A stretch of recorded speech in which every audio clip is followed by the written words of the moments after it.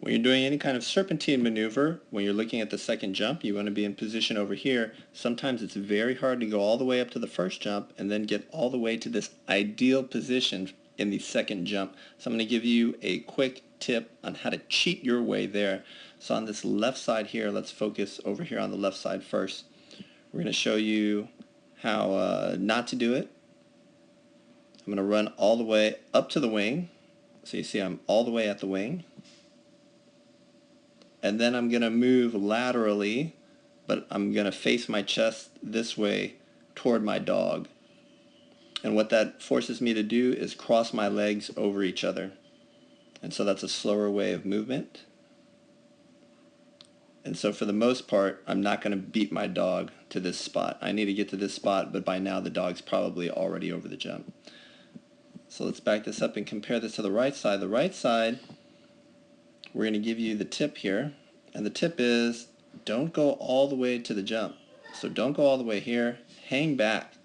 You can see the handler here on the left side is all the way at the wing, the handler on the right side is hanging back. So that's one. The second thing is, once your dog commits, turn and face this way. Just for a brief moment, and then turn back toward your dog. So that when you're doing it and you're facing forward this way, you'll be able to run like a normal person, like you're out for a jog. In this case, you're going to be sprinting for a couple of feet, and that'll help you move better, and it'll help your dog's motion a little bit. But you do need to turn back toward them. Whatever happens after that is up to you. You can serpentine, you can front cross here and bring the dog around on your left. You can blind cross and bring the dog behind you. But this video is just concerned with showing you how to cheat laterally in order to get to the ideal serpentine position and to not face your dog too early. You want to show some brief motion this way, face that direction, and then turn and face them. Here we have a side-by-side comparison. And if we freeze the two videos, you can see that the two handlers are in the same position right by the wing. The dog is about to take off in both pictures here. I'm going to move laterally just like you do, and you can see we both do a pretty good job of getting into position. We're both behind the wing, but at the moment that we're behind the wing, you can see our dogs are taking off, your dog is taking off, and we're directly in the path where the dog needs to land. So you're going to see a lot of bars drop here because the dog is going to shorten their stride in order to avoid jumping right on top of you. So if you look here on my side, the bar comes down, and that's why serpentines are high pressure bars. You need to be out of the dog's way. So even though we do a pretty good job, you and I, of getting to this wing to be in good serp position, it's not quite good enough. So this is why we're going to use the cheat codes to kind of get to that position a little bit better. And here's a side-by-side comparison of the cheat code.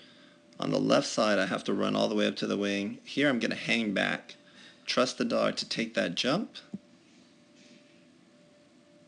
Let me zoom out a little bit. And if you freeze it, you can take a look and see this handler is not yet in position.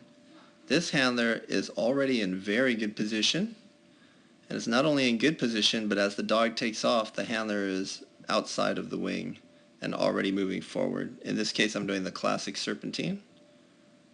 So I'm going to pick the dog up and reward the dog.